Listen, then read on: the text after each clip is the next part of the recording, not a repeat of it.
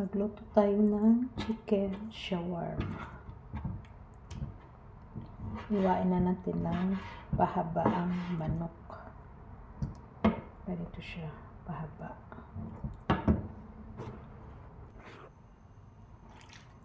Ito na yung aking hiniwang chicken. Marinate na natin siya. Meron akong spices dito. Ito salt, paprika, cinnamon powder, cumin, garlic powder, black pepper, and turmeric. Tsaka meron akong na-squeeze na lemon juice. Ayan. Gusto natin yung lemon juice. Tsaka yung mga spices. Shake, shake, shake. Ayan. At lagyan natin siya ng olive oil. Mix natin siya.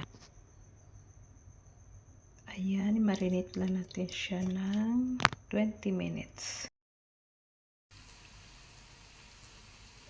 Ito na ang ating chicken shawarma.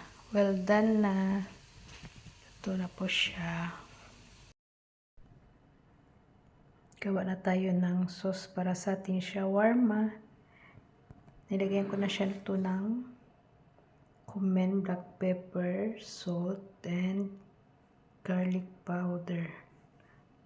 At ito ang ating ilalagay, yogurt,